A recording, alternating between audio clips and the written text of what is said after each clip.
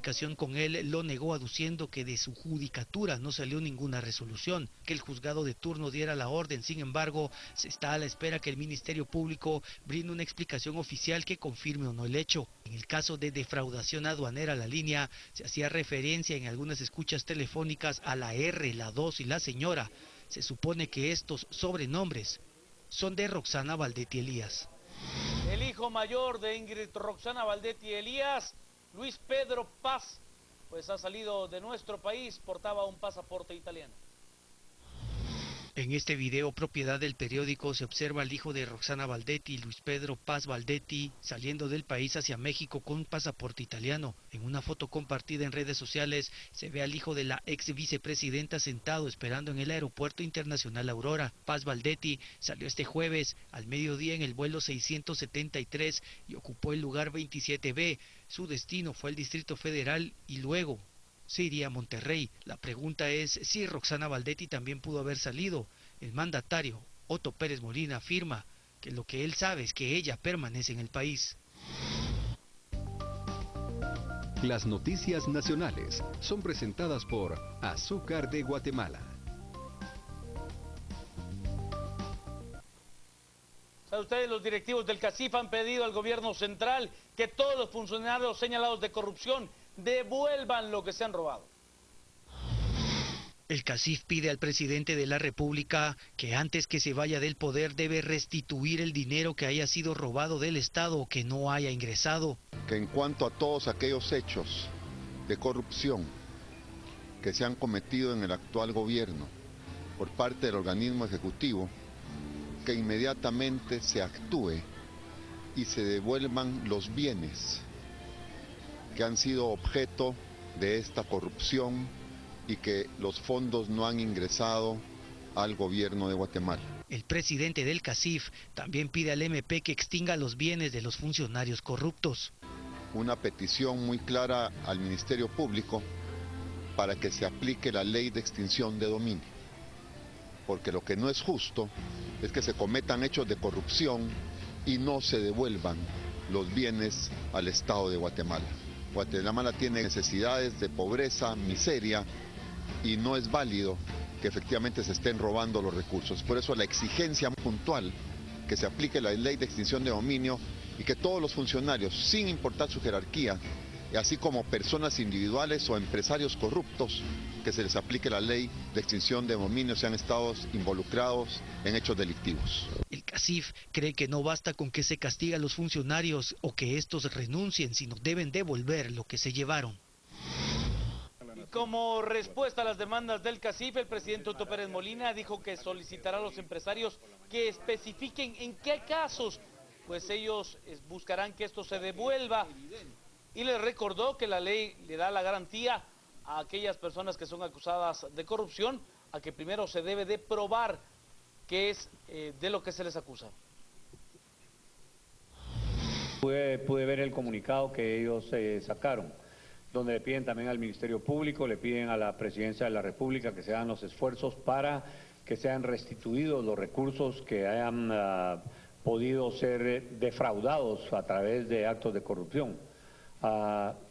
Nosotros decimos, mire, son bienvenidas las recomendaciones y yo les voy a pedir al CACIF que nos puedan acompañar en una reunión para ser más puntuales sobre esto y más allá de eso, que puedan colaborar ellos también para ver qué se puede hacer conjuntamente, porque esto, como ustedes saben, es un trabajo de todos los guatemaltecos y no únicamente del presidente de la República o de algunas personas. Así que es bien recibido por parte nuestro y lo que seguiría es pedirles una reunión en donde podamos hablar más detalladamente de lo que ellos están expresando y que nos puedan incluso acompañar para ver puntualmente y lograr, ojalá, esa restitución. En relación a dónde se encuentra la vicepresidenta, hasta donde yo sé, la vicepresidenta está en su casa. No ha salido del país, eso sí nosotros lo podemos confirmar.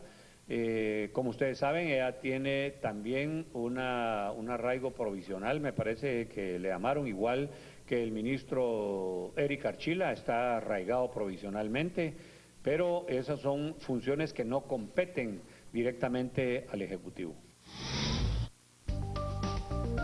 Las noticias nacionales fueron presentadas por Azúcar de Guatemala.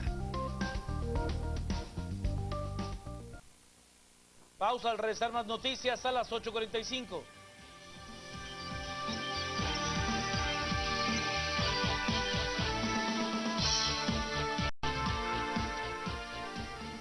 Sigamos con las noticias. Desmantelan a una banda dedicada al secuestro express de migrantes. El Ministerio Público realizó varios allanamientos en Jalpatagua, Jutiapa, donde se logró desarticular una banda que se dedicaba a cometer secuestros express. Sus víctimas eran migrantes y extranjeros a quienes les pedían hasta $8,000 a cambio de su liberación. El secuestro lo llevaban a cabo con engaños, ya que la mayoría era convencida que podrían llegar a los Estados Unidos sin ningún problema. La mayoría de los afectados son de origen salvadoreño y gracias a la denuncia se logró ubicar a los miembros de la banda. En donde se puede determinar de que existe un grupo de personas que se dedican al tránsito ilegal de personas en El Salvador, las cuales cobran para que las víctimas sean trasladadas hacia Estados Unidos, pero en contubernio con gente de Guatemala, específicamente de la frontera de Valle Nuevo, se ponen en contacto para determinar qué víctimas podían de alguna manera pagar un secuestro rápido y que tuvieran estas víctimas familia en Estados Unidos. Es así como pues se inicia la investigación, se logra establecer el testimonio de víctimas y de alguna manera el modus operandi. Se solicita a través de una orden la aprehensión de 7 personas por el delito de plagio, secuestro, tránsito ilegal de personas y asociaciones ilícitas. En el operativo se logró la captura de 4 personas, pero según las investigaciones podrían haber más involucrados a la banda criminal. Se aprendieron a Vladimir Alexander Arana Cáceres. Él es el negociador, según la investigación, es la persona que de alguna manera realizaba la negociación, así como también pues en esta diapositiva podemos observar a las personas capturadas. Elmer Arana era la persona que cobraba los rescates. José Aviesar Galicia Salguero era la persona que custodiaba a las víctimas en los lugares que anteriormente se pudieron apreciar, y Luis Francisco Rodríguez también custodiaba a las víctimas que eran secuestradas. En la frontera se incautaron armas de fuego, un refugio donde se presume mantenían a sus víctimas y las fotografías de los mismos.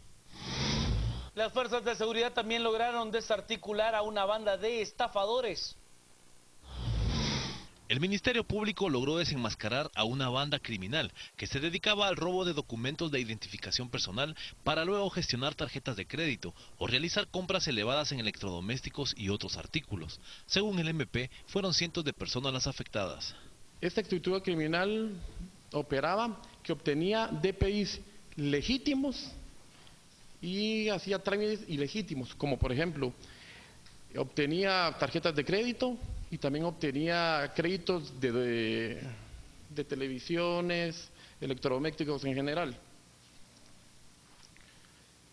Dentro de los delitos por los cuales fueron aprehendidos tenemos 4: estafa propia en forma continuada, uso ilegítimo de documento de identidad, falsedad material y asociación ilícita.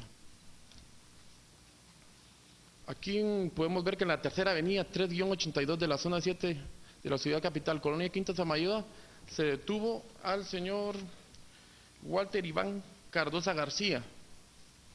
El resultado de los allanamientos: tenemos 3 allanamientos, 3 personas aprehendidas, las tarjetas de crédito las cuales estaban a nombre de los agraviados. Hasta el momento se realizaron 3 capturas en la colonia Quinta Samayoa de la zona 7. Sin embargo, continúan las investigaciones para dar con más responsables de cometer estos ilícitos. Ataques cibernéticos se dieron hoy en contra de las páginas de Diario Digital y Revista Contrapoder. De forma abrupta y sorpresiva la mañana de este jueves, las páginas de internet de nuestros medios de comunicación hermanos, Diario Digital y Revista Contrapoder, fueron víctimas de un ataque cibernético. El ataque fue catalogado por expertos en informática como un ataque DDoS, también conocido como negación del servicio. Los expertos explicaron que el ataque provocó que los servidores de ambas páginas recibieran una fuerte e inexplicable cantidad de llamados, lo que provocó el colapso de los servidores, dejando a ambos sitios fuera de línea por cerca de 6 minutos. La pronta acción de los técnicos permitió reforzar las medidas de seguridad y el acceso a ambas páginas se restableció en tiempo récord. Pero en el transcurso del día se detectaron otros 3 ataques fallidos, por lo que se consultó al proveedor donde Grupo A aloja las páginas de internet de sus 3 medios de comunicación. La respuesta fue que existen fuertes indicios que el ataque frustrado y los otros 3 fallidos habrían sido solicitados desde nuestro país, por lo que se ha iniciado una investigación de estos hechos. Usted en la audiencia en la que se pretendía detener la persecución en contra de los generales retirados Héctor Mario López Fuentes y José Efraín Ríos Montt. Esta fue suspendida debido a que los querellantes pidieron que se hiciera presente José Efraín Ríos Montt. Sin embargo, este no ha asistido por su estado de salud. Luego de haberle practicado un informe psicológico, el INASIF recomendó practicarle un examen psiquiátrico. Uno de los abogados defensores señaló que tanto su defendido como Ríos Montt ya no están al 100% de su capacidad. Pues básicamente encuentra, según el estado de salud, lo que dice el informe, es que su estado de salud, 89 años, él establece claramente que su rendimiento psicológico está disminuido, le cuesta tener la atención, sus respuestas son parcialmente asertivas, aunque por momentos puede colaborar, su estado de conciencia es parcial, le cuesta responder a las preguntas de forma coherente y en detalle. Trató de colaborar, pero su actividad psicomotora es visiblemente disminuido y aunque fue capaz de ubicarse de lugar y persona, su memoria reciente y largo plazo se manifiesta de poca atención. Su atención fue mal dirigida, se distrae con facilidad, le cuesta mantener la secuencia lógica de una plática. Por eso ellos evalúan que tiene que ser evaluado por un especialista, un médico psiquiatra.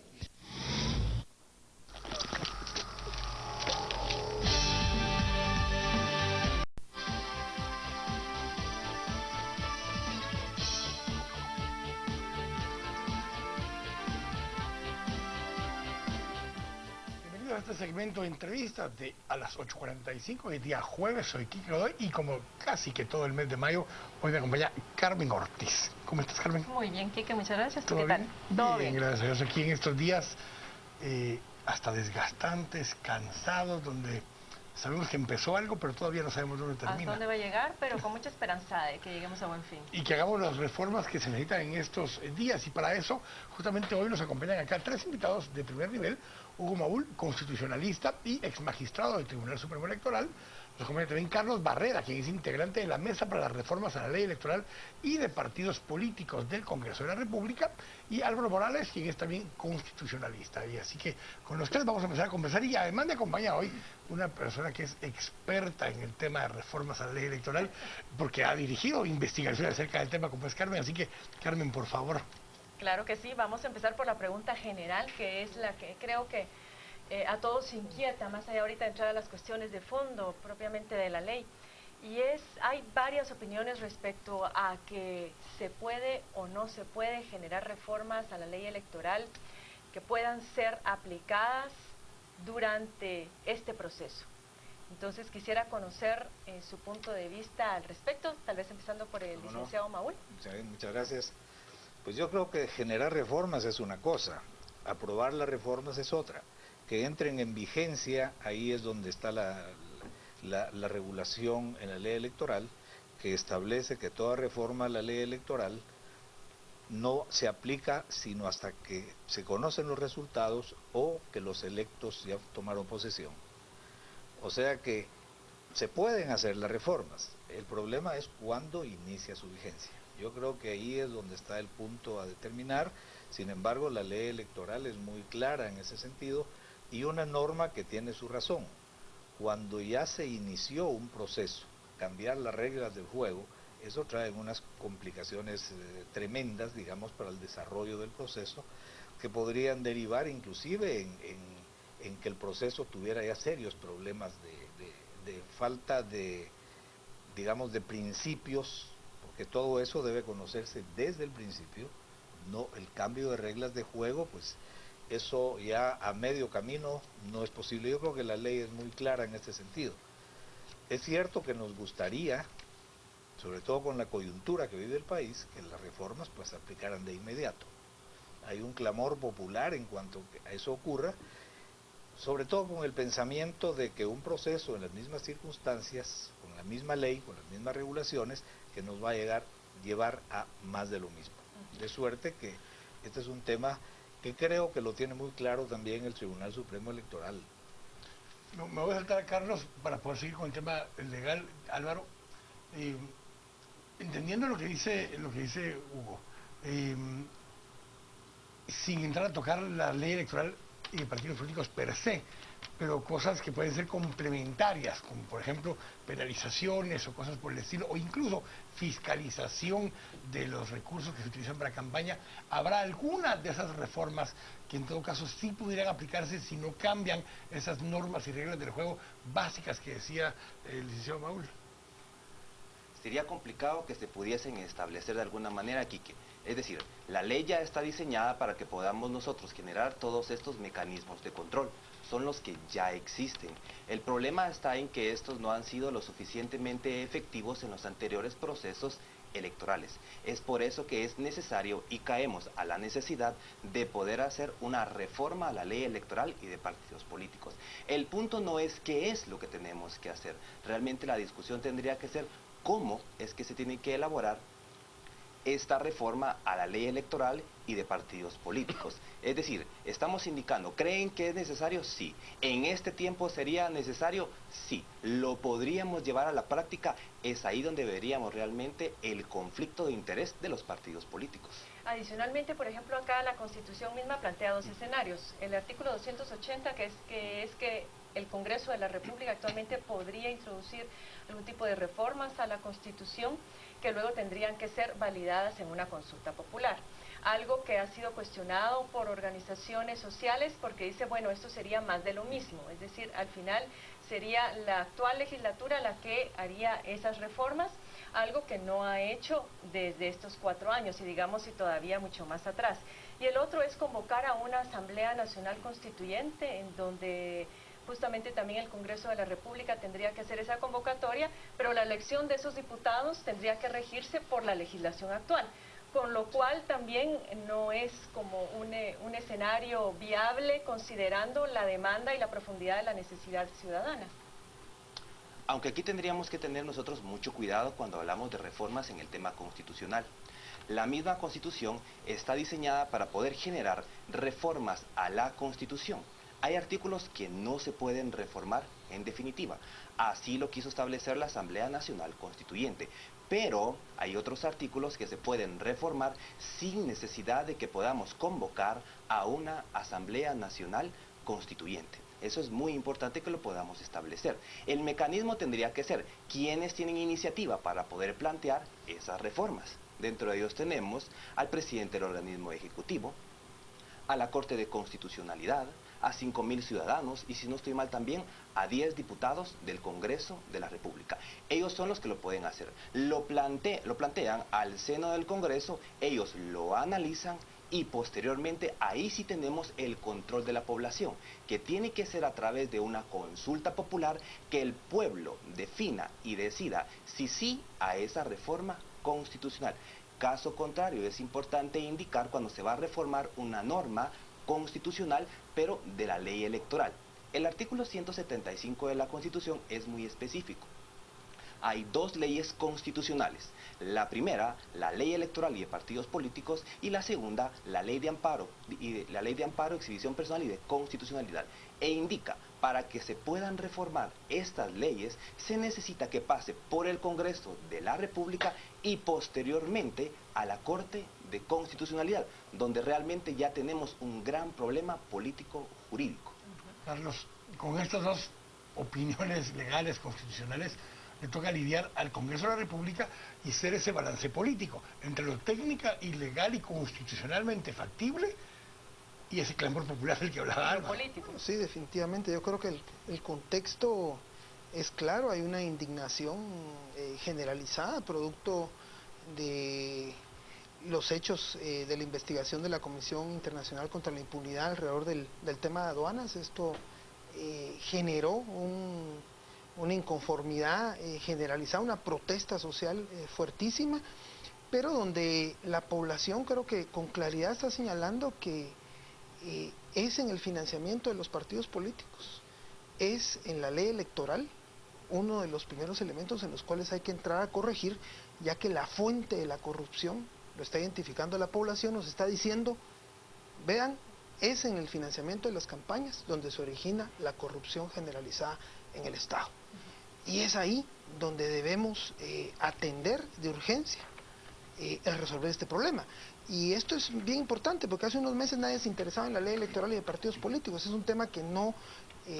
es un tema muy abstracto, en discusión en mesas, que no le afecta el día a día al guatemalteco, pero hoy el guatemalteco, el ciudadano que está protestando generalizadamente, nos está diciendo, ya no quiero financiamiento privado, ya no quiero que haya dinero en la corrupción en las campañas, ni el narcotráfico, ni el crimen organizado, corrijan eso, ya no quiero transfugismo, no quiero reelección, quiero una reforma política, donde tal vez el primer paso es la reforma de la ley electoral y de partidos políticos, y obviamente habrá que determinar que hay otros temas que requieren reforma constitucional, donde yo entiendo que hay dos caminos, o es una consulta popular, o es una Asamblea Nacional Constituyente. Yo creo que el Congreso y el Tribunal Supremo Electoral hoy marcaron ya un camino, alguna ruta en cuanto a cuál es la agenda, cuáles son los temas. Obviamente es una agenda de crisis. Que no se agotan ahí, ¿verdad? Que no se agotan ahí, pero que intentan y creo que habrá que ser muy creativos con la metodología para poder escuchar y atender la participación ciudadana. Ese creo yo que es el tema y lo que preocupa porque se hablaba de que ya por estar la iniciativa 4783, que es la que ya tiene opinión de la Corte de Constitucionalidad, había en el Congreso de la República una tendencia para retomar esa iniciativa. Que dicho sea de paso, yo no voy a decir que no tiene algunos aspectos positivos, porque sí los tiene. Pero, por ejemplo, volviendo al tema del financiamiento, solamente en el tema de financiamiento de 53 más o menos reformas que planteaba esa iniciativa, solo 4 iban orientadas al financiamiento. De las muy débiles, sí. De las cuales la Corte de Constitucionalidad rechazó una que era el aumentar el financiamiento público de los partidos políticos, prácticamente era duplicarlo de $2 a $4, y la Corte dijo no, porque eso no tiene un sustento técnico. Además de eso, bueno, la obligatoriedad de la Contraloría, de la SAT, de la Superintendencia de Bancos y de la CIT, de entregar información que le fuera requerida al tribunal. Digamos que eso era positivo. Se podría hacer sin necesidad de dejarlo establecido en una ley, pero estamos en Guatemala y aquí hay que prácticamente reglamentar todo. Y luego que las contribuciones solamente se pueden hacer a través de los partidos políticos y no a través de otras personas, fundaciones o instituciones. Multas no solamente para los partidos que exceden los techos autorizados de campaña, sino también para las personas o algunas organizaciones que los dan, ¿verdad? Que los proveen, y se regulan los tiempos máximos de transmisión de propaganda, pero aún así todavía no es el tipo de reforma que los guatemaltecos están demandando. Ahí todavía hay muchos hilos sueltos y es parte de los temas mucho más sustantivos que se han trabajado desde la firma de los acuerdos de paz y que no han logrado pasar en el Congreso porque justamente tocan el corazón del funcionamiento de los partidos políticos. ¿Qué opinas? Efectivamente, en estas reformas a las que hacía referencia, indudablemente en el tema de organización y funcionamiento de los partidos políticos hay cosas que sí son rescatables, algunas restricciones sobre reelecciones de secretarios generales y aplicación de otros métodos de elección de los consejos de los partidos, pero y le entra algo. Sin embargo, yo creo que aquí la disyuntiva más bien va desde otro punto de vista. El financiamiento privado está desprestigiado prácticamente en todas las democracias del mundo y hay una tendencia al financiamiento público. Por supuesto que esto no es muy del agrado de muchos, ¿verdad? darle todavía, costearles a los partidos políticos el costo de una campaña. Pero igual lo financiamos, Hugo, o que yo lo he llamado que hacemos o el prepago o el pospago. El prepago es el financiamiento público, el pospago es la corrupción que estamos viendo. Exactamente. Cabalmente por eso, yo creo que por ahí debiera ir, y según declaraciones de uno de los magistrados del Tribunal Supremo Electoral, es un tema que está incluido dentro de las reformas que ellos presentaron al Congreso, y creo que ahí, en ese sentido, sí se puede establecer una forma diferente. El problema es, el origen de los fondos es un serio problema en el financiamiento privado. Y después los techos son otro gran problema que representan toda una logística para poder determinar si efectivamente el partido político gastó lo que dice haber gastado. Yo creo que eso en principio es una buena reforma. Creo que tampoco debiera prohibirse 100% el financiamiento privado. Tomemos en cuenta que hay afiliados, simpatizantes, pero es la pequeña contribución. Por ejemplo, una contribución que no exceda en lo privado, por decir algo, de 1.000 quetzales.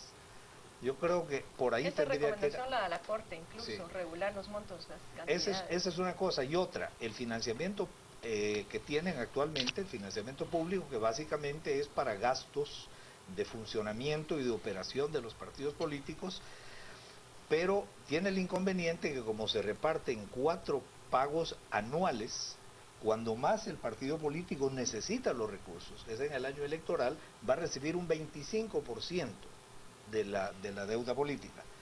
Creo que ahí debiera ser por lo menos un 50% de eso que sirva para sus gastos de funcionamiento y otro 50% que les pueda servir también para cuando están en campaña electoral. Álvaro, hay un tema que la gente insiste y es el tema de la no reelección. Yo quiero separar esto en que hay reformas a la ley electoral que se han estado solicitando que simplemente son modificables por una modificación en la ley.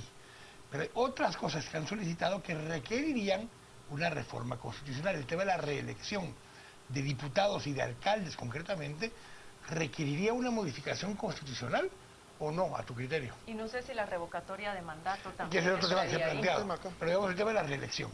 Bueno, con el tema de la reelección es muy interesante, como comentaba anteriormente. Para que se puedan reformar ciertos artículos de la Constitución, sí necesitamos convocar a una Asamblea Nacional Constituyente. Este sería uno de los casos específicos. Ahora, tenemos un serio problema con relación a este tema, y es que la misma Constitución no permite, dejó cerrado que estos artículos no puedan ser reformados.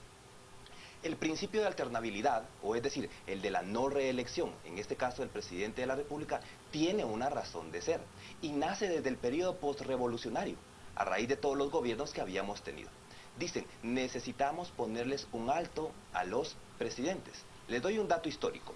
Nosotros cuando nacemos constitucionalmente en 1825, en el artículo 70 de nuestra primera constitución, establecemos que los diputados únicamente pueden ser reelectos una sola vez. Así nacemos nosotros a la vida constitucional.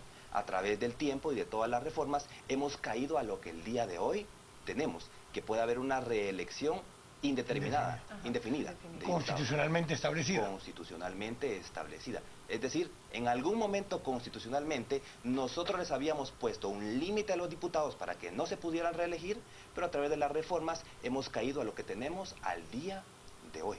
Pero igual tiene sus pros y sus contras el hecho también de la reelección, ¿verdad? Casi todo tiene algunos riesgos y algunas ventajas.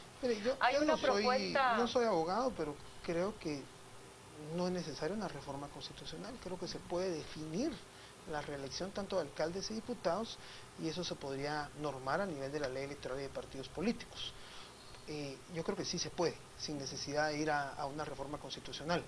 El otro punto es que ya el sistema de por sí, de alguna manera, tenemos 90 diputados nuevos la legislatura pasada. Las últimas dos. Solo el 25% de los alcaldes se reelige. Prácticamente el mismo sistema, los partidos políticos desaparecen, más de 30 partidos hemos tenido, 70 partidos creo que hemos tenido en estos 30 años. Entonces, prácticamente el tema de la reelección yo creo que es un tema que habría que analizarlo. Nosotros somos favorables a limitar y en alguna medida definir, ya sea para que solo haya la posibilidad de reelegirse por una única sola vez, tanto a nivel de alcaldes como diputados. Es un tema que está ahí, pero el tema fundamental, sigo yo insistiendo, creo que es el tema del financiamiento y otro, el de los medios de comunicación. Y otro que usted mencionaba, que es precisamente este es el resultado del funcionamiento de nuestro sistema electoral. Claro.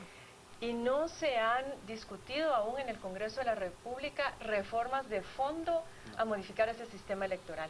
ProReforma, por ejemplo, tenía una propuesta en donde prácticamente, si se hacía lo que ProReforma pretende todavía, sería pasar prácticamente de un sistema proporcional de minorías, que es nuestro sistema electoral, a un sistema mayoritario.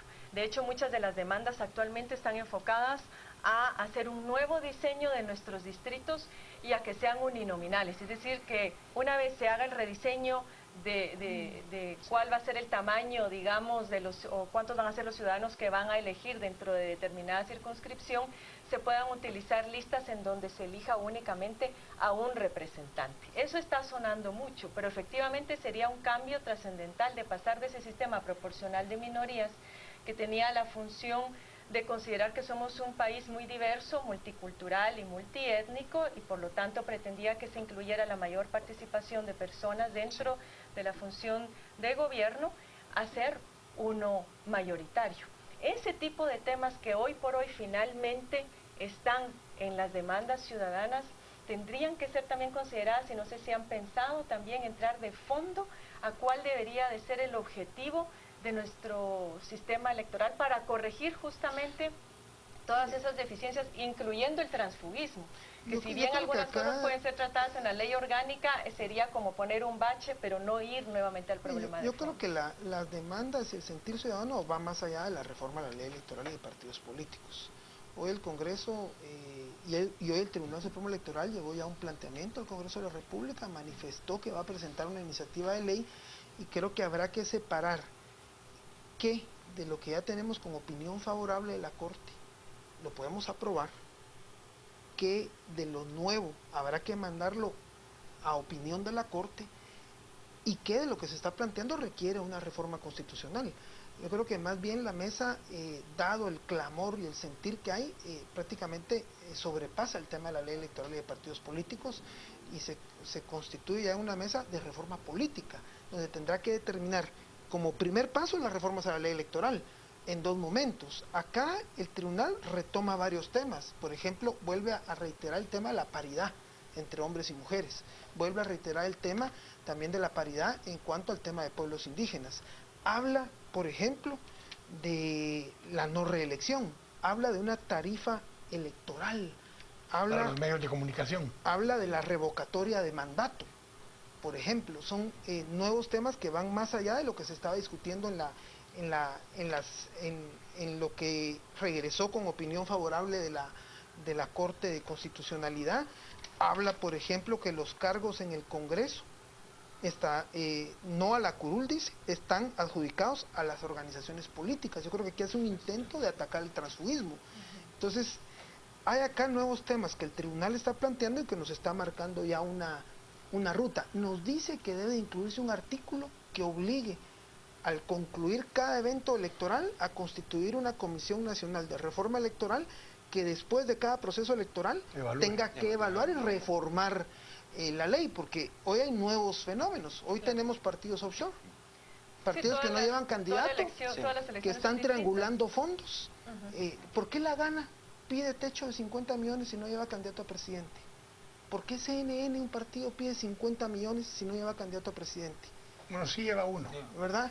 Entonces son las fundaciones, por ejemplo, eso no existía. Hoy vengo, renuncio al partido, creo mi fundación.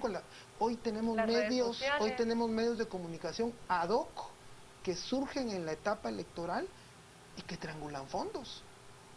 Entonces hoy hay nuevos fenómenos y eso obliga a que el sistema se esté, pudiéramos decir, reformando, modernizándose. Ahí sí, como dicen, echa la ley, echa la trampa, y hay que ver nuevos fenómenos que surgen para ver cómo se pone orden en las reglas del juego y se llega a un sistema electoral democrático. Hugo quiere aportar algo con eso. Sí, bueno, esta reforma tiene una gran ventaja, que viene de una iniciativa completa del Tribunal Supremo Electoral.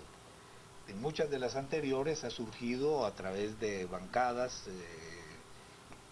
pero no, y el tribunal ha hecho algunos aportes, pero a diferencia de ahora, o sea, es algo estructurado específicamente por ellos.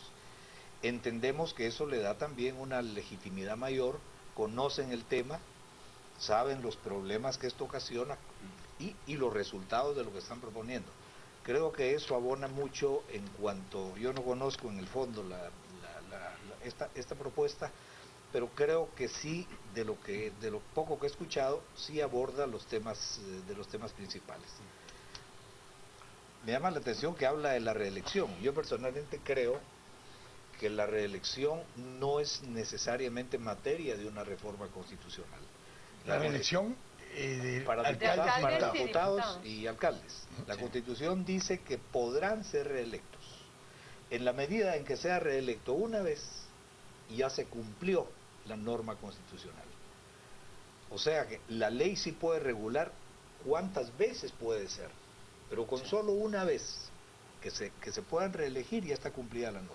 Así que la ley perfectamente puede regular cuántas veces y con qué intervalo. Para que se lo dejemos claro a nuestros televidentes, ¿podría la ley estipular que pueden ser reelectos una vez?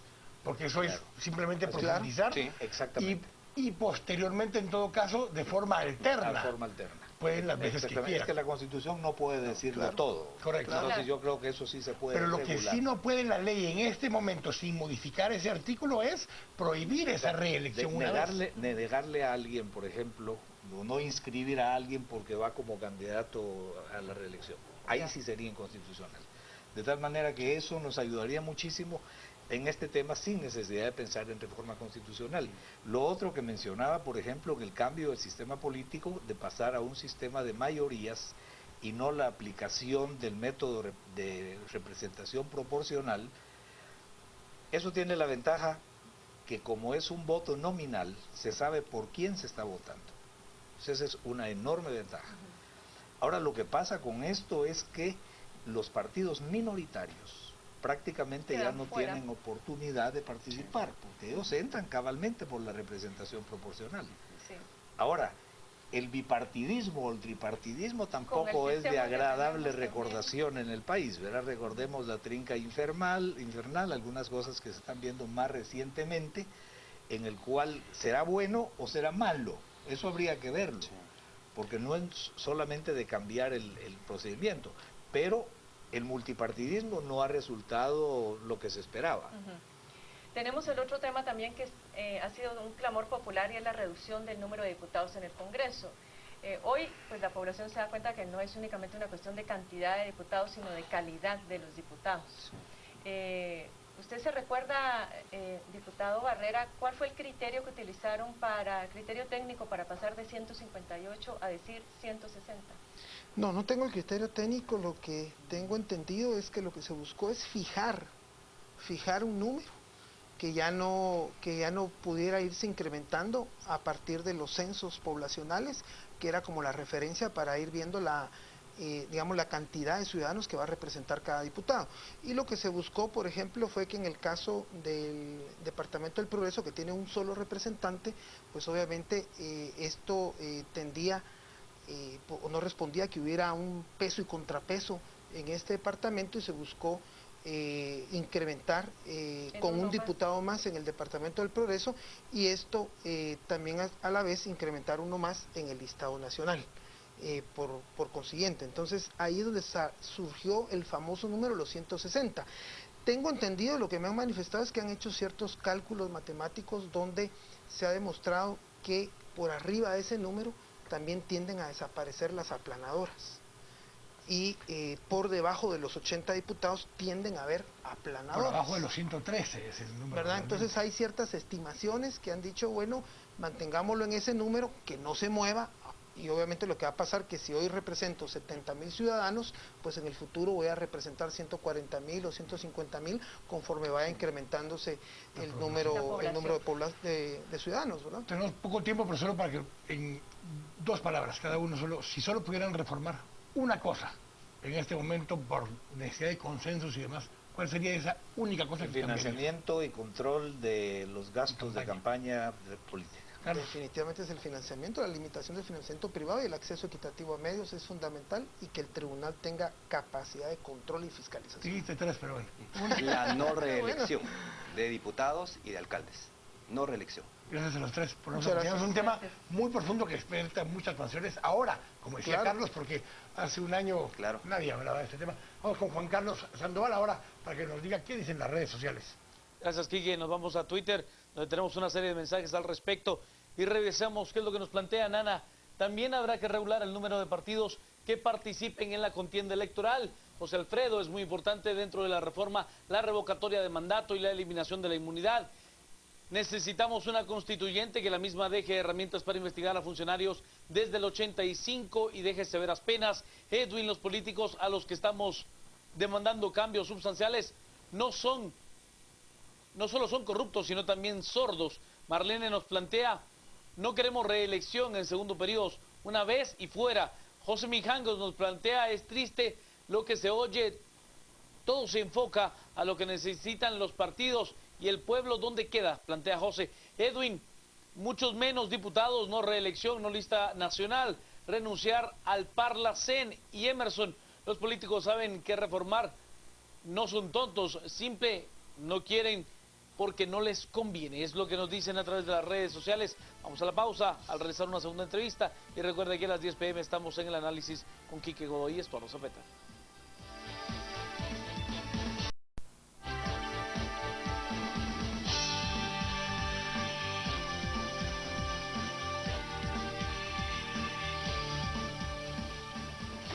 Gracias por continuar con nosotros en A las 8:45. En este otro segmento vamos a hablar sobre otra demanda muy sentida que ha estado muy en la palestra pública y política, y es justamente cómo recuperamos esos bienes y esas ganancias pues que fueron producto de actividades delictivas o ilícitas y que han afectado el patrimonio del Estado. Es decir, cómo es que podemos aplicar la ley de extinción de dominio.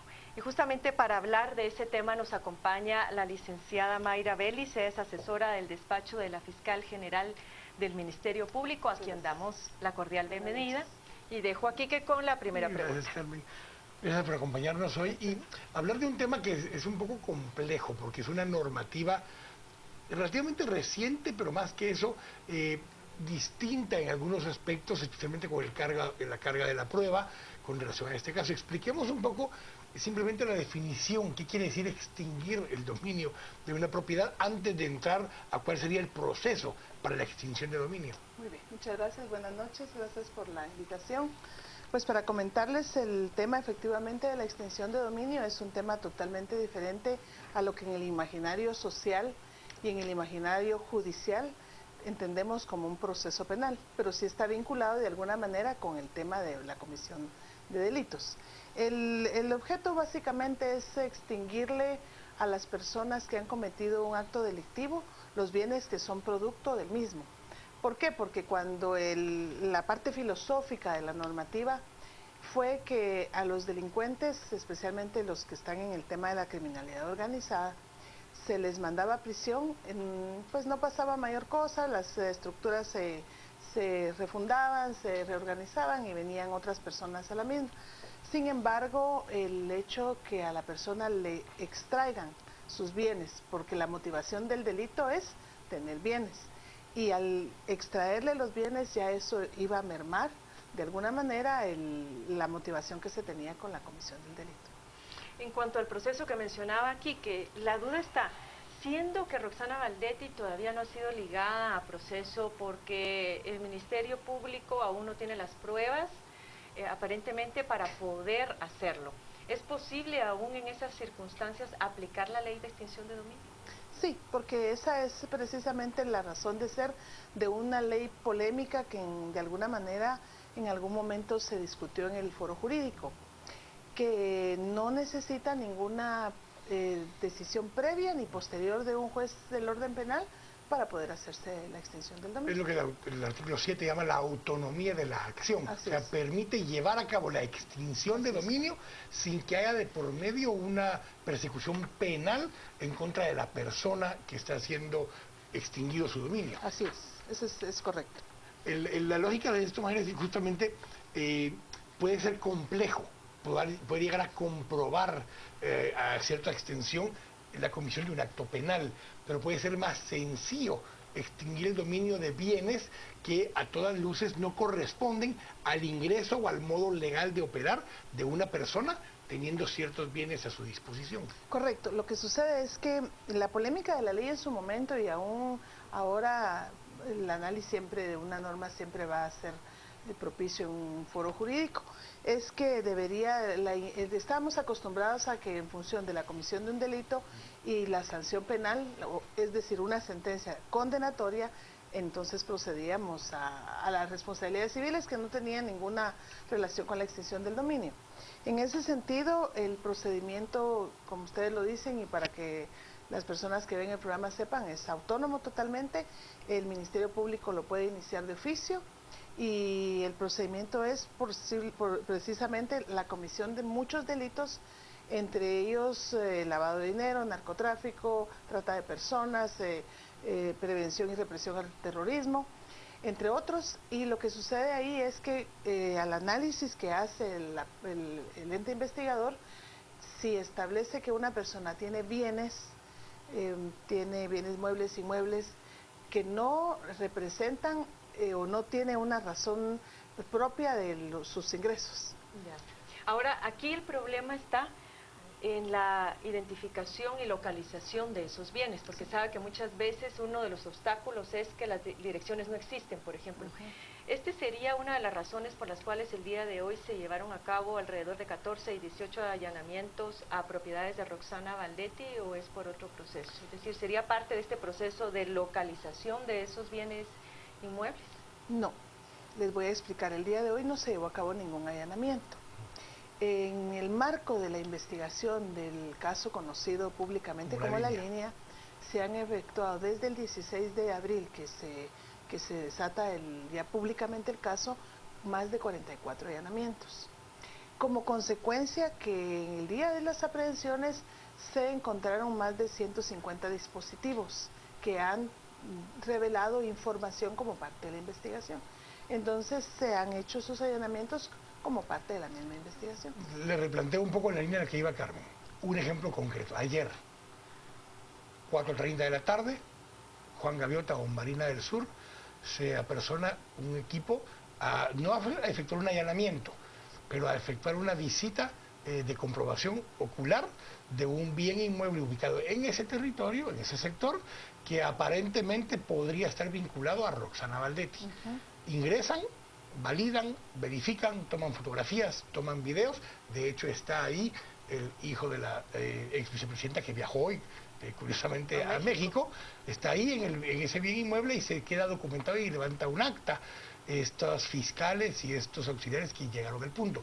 Esto basado, entendería yo, Mayra, en el artículo 13 de esa misma ley, que les permite iniciar una investigación y actuar sin orden judicial para hacer este tipo de visitas.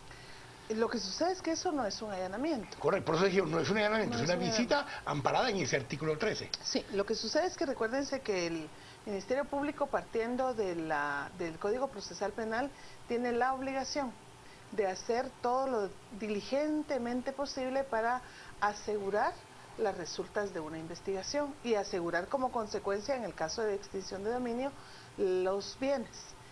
¿Para qué? Para evitar que posteriormente ya no se puedan recuperar. Esa es parte de la investigación, es la diligencia debida de una investigación. Entonces, es parte de la investigación en el contexto de los casos que están en este momento y en función de esa visita y esa investigación, si lo considera entonces ya este delegado fiscal o el fiscal designado, solicita ya al juez de extinción de dominio que proceda contra ese bien. Sí, en el caso de la extinción de dominio hay cosas muy particulares. No hay un plazo para hacer esa investigación preliminar, podríamos decir. ¿Por qué razón? Porque efectivamente la ubicación de los bienes, el establecer objetivamente, el establecer con responsabilidad si la persona realmente tiene los bienes que se denuncian por cualquier medio, porque esa es la forma en cómo se debe trabajar. Entonces, al tener ya todo su documentalmente probado que puede proceder a la extinción del dominio, entonces hace su gestión ante el juez correspondiente. ¿Y puede haber para extinción de dominio aún para cuentas que se hayan depositado en el extranjero o propiedades que se hayan comprado en otros países? Dentro de la investigación hay una línea en donde los bienes muebles e inmuebles tienen una ruta, hay una huella.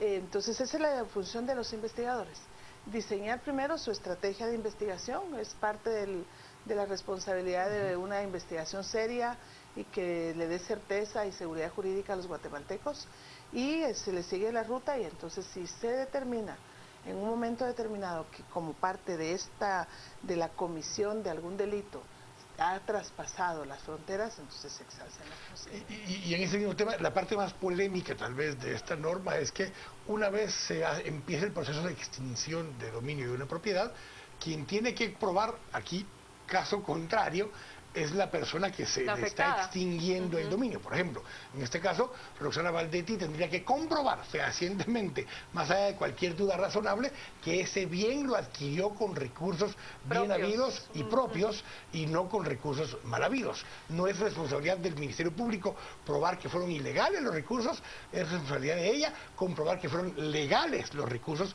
con los que lo adquirió. Así es que esa es una de las razones de ser de la ley. Porque si no, no tendría razón de ser la misma, porque entonces entramos en la misma dinámica de la carga de la prueba. Ahora bien, entonces aquí hay una presunción ahí de ilicitud. En los casos de lavado de dinero, digamos, este es un delito mucho más difícil de poder perseguir. ¿Cómo se plantea la ley de extinción de dominio, el seguimiento a este tipo de delitos? ¿Y qué otro tipo de legislaciones o coordinaciones interinstitucionales serían necesarias para ser efectivos? Bueno, primero tenemos que saber que no depende la extinción de dominio de ninguna comisión, de ninguna declaración de un juez, ni previa, ni preliminar, ni ninguna investigación penal. Están totalmente separados, porque es precisamente la razón de ser de la norma.